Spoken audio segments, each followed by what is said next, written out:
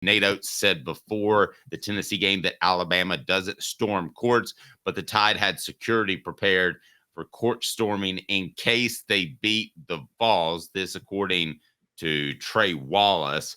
Is this being duplicitous, or is this not being on the same page communication wise? Or what do you make of this? This is Nate Oates trying to, by proxy, pretend that he runs the Alabama football program and he's Nick Saban. Okay. Here's his exact quote. We don't storm the court here. We expect to win big games. We've won a lot of big games here. I actually love the fact that our fans are unbelievably great and give us a great environment during the game and then act like we've been there and done that after we beat. Now, we've beaten plenty of good teams in the building since I've been here. I like the way it's done here. And then he goes, now we've done a great job of never storming the court. Like I said, Alabama sports in general expects to win big games. Football's won a bunch of national championships. They've got what it is, 5 or 6 different sports that have won national championships. We expect to win around here. Here's what he's saying. Here's what Nate Oates is saying in translation for those who don't get that. Alabama football has a dynasty, and they don't storm the field when we win. And we're adjacent to Alabama football by being Alabama basketball. So I'm basically not Nick Saban now, guys. Okay, this is like that guy. This is like, I forgot who it was. When Michael Jordan's career high game was 69 points, there was another player on the Vols who came out late in the game and hit one bucket. And he asked, what's the greatest moment of your NBA career? He's like, the day me and Michael Jordan scored 71 points together.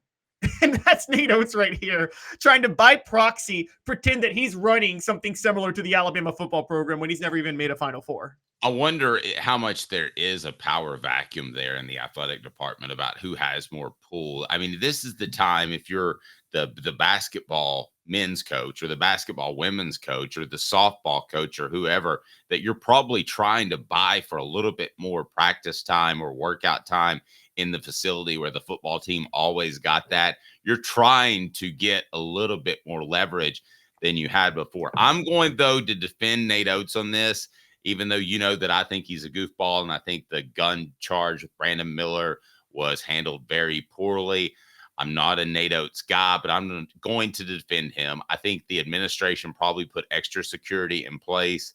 I don't think they would have charged the court had it been Tennessee, because you're talking about a top 25 team. So I can't believe you put me in position, Caleb, and I'll never love you like I once did because of that. I'm defending Nate Oates. Thanks a lot, Caleb Calhoun, and taking away my integrity and to some extent my manhood on this Monday because I'm defending Nate Oates. That's me. Wait.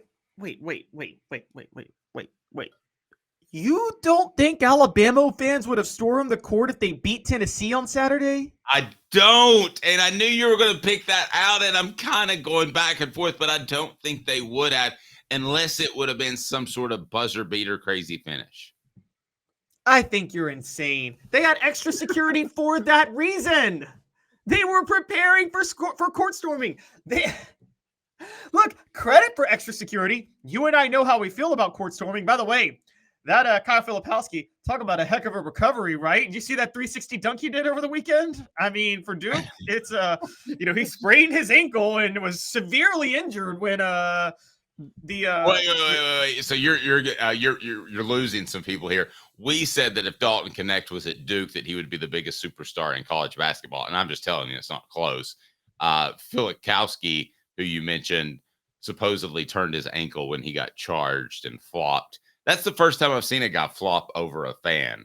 Dalton Knecht would be the guy that would stop another fan and say, would you like me to autograph my jersey for you and give it to you? That's the way he is. I'm telling you guys, we're going to have, and by the way, Hooker's Corner makes a big comeback in March. Not that we didn't have a fantastic February. We were able to give away the Hendon Hooker autograph helmet that you see above me if you're on YouTube. We're going to have a Dalton Knecht piece of memorabilia. I'm working on that today, so that's going to be awesome. But Dalton Knecht doesn't have to be that player that is involved all the time, which has to be for Nate Oates. Again, I'm defending Nate Oates. It has to be frustrating to get ready for a game to say, do I stop Super Score or do I try to stop everybody else and let Super Score have his 39? Philosophically, now every player is different. I wouldn't say that about Michael Jordan, but philosophically, I'm usually let the star player have his and control everybody else. Philosophically, Caleb, in general, I'm not sure yet how I feel about Dalton Knecht. After some of the deep threes he hit and the way he took the ball to the rack on a couple of occasions, he might be in my category of, no, he's too scary to let him have his. That whole philosophy just really depends on how the rest of the team is structured, quite honestly. Mm-hmm. And I just think Tennessee is good enough. I mean, I think of, and that's where I say philosophically, I don't know. I actually do think you let Dalton get his and you take Adu and take the interior presence out of the game if you can. But, I mean, look, the reason I wanted to bring this up is just Nate Oats was trying to take a shot at Tennessee for storming the field when they beat Alabama 2 years ago. That's what he was trying to do. Oh, so you're going that far. Conspiracy. Caleb on the program each and every weekday at 10 a.m. I love it. Nate Oats was trying to send a message to say we're at a higher level than Tennessee, and we don't do embarrassing things like storm the quarter field the way Tennessee does. Now, again, I want to preface, Dave and I both agree we don't like court and field storming, and something should be done about it. However, the narrative that's been coming from the people who say things about it is what's annoying me, because Jay Billis is full of you-know-what when he says he doesn't care that he's against court storming. The guy's been cheerleading Duke storming the court for years. Okay, so yes. he's just mad that they stormed the court against Duke. And so that's what bothers me. Nate Oats, I don't think cares. I think Nate Oats is trying to, by proxy, affiliate himself with the Alabama football program. And he tried to take a subtle dig at Tennessee by saying they're the types that storm the court and field when they win. We don't do that here. We're just natural winners and we expect to win. And I think that's what all of that was about. I think, to his credit, maybe he tried to get in Tennessee's heads and maybe give them an inferiority complex before the game. I don't think it worked. It clearly didn't work. They're too mature for that. But I could see him maybe playing a little gamesmanship in that way. Okay. All right. Well, maybe some gamesmanship, perhaps. We'll see. I look at Nate Oats, and I think he's a good X's and O's coach. But man, Rick Barnes ran masterclass on him. Hit that like button. Hit the subscribe button if you haven't done that to this point. Turn your notifications on. We are super excited to announce a new member of the program, and Jimmy Heim's appearance from now on will be brought to you by our good friend at Ray Varner Ford. I've got some more thoughts here coming up on Nate Oats. First, a quick 15 seconds from our good friend Ray Varner Ford. 23 F-150 4x4 Super Cab, $44,992. A 2023 Ford Escape all-wheel drive, $30,952. 2023 F-150 4x4 Super Crew XLT, $54,900. Ray Varner Ford, your East Tennessee Ford dealership.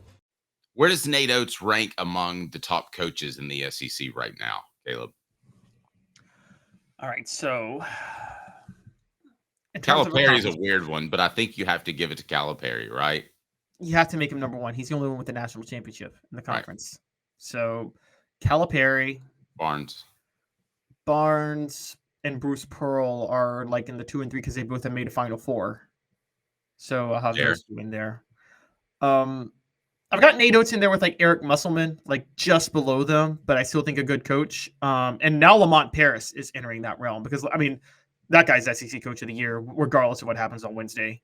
But yeah, so Nate Oats is top 4. I'll have him 4th.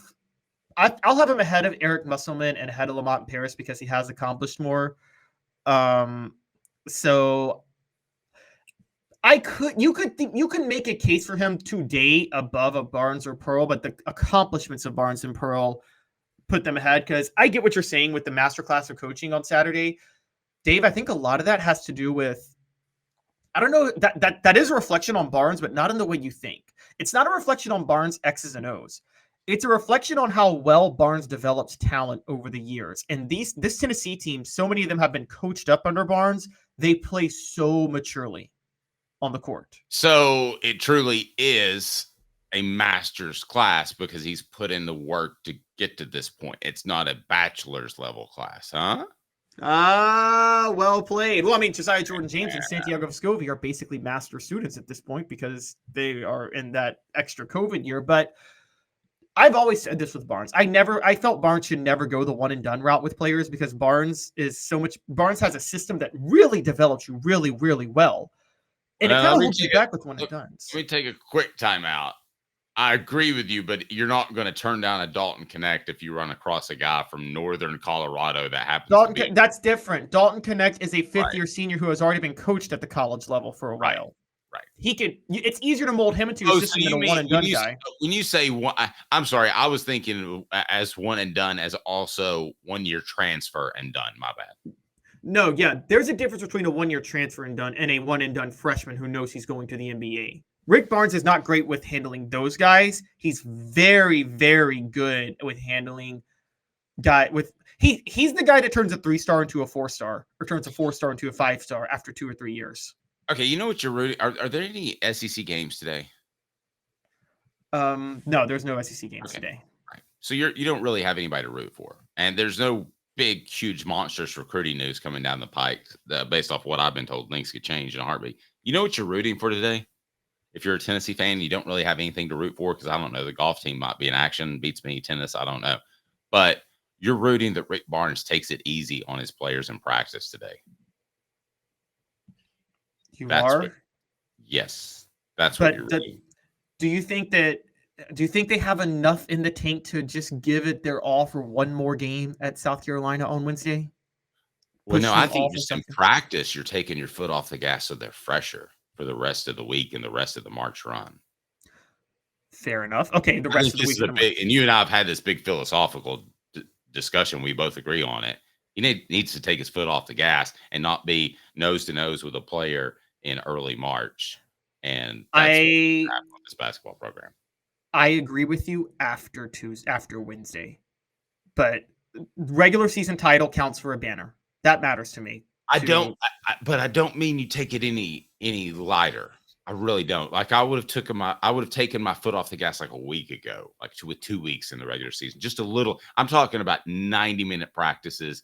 I'm talking about 75-minute practices instead of 90-minute practices. How about that? I'm not talking about everybody gets the day off. Okay, I'm just. Do you think that 75 versus 90-minute practice? Do you think it helps or hurts Tennessee for Wednesday's game? I think they need to freshen up. I think they still looked fatigued on Saturday, even though they won. Well, Zakai definitely does because, again, Zakai is playing too many minutes. I'm going to pull up the number of minutes he played on Saturday, but this is a big problem because this is going to continue to be a problem for Tennessee. Zakai played 38 minutes on Saturday.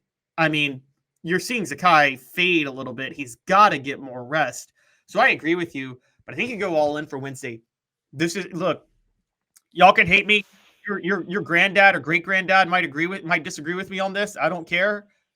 Wednesday's more important than Saturday. Tennessee hosts Kentucky on Saturday. Wednesday's 1,000 times more important. If you have to choose to win one and lose the other, you win on Wednesday and lose on Saturday. Okay, I want to make sure that we're not disagreeing when I'm pretty sure we're not disagreeing. I'm not saying I wouldn't take the game lightly. I'm just saying you don't have to practice. You don't have to run somebody into the ground on a Monday or Tuesday. That's all. Okay, fair enough. I would say this. If doing that means you'll win Wednesday but guarantees you a loss on Saturday, do it. Do it. I don't care about Saturday if you win on Wednesday.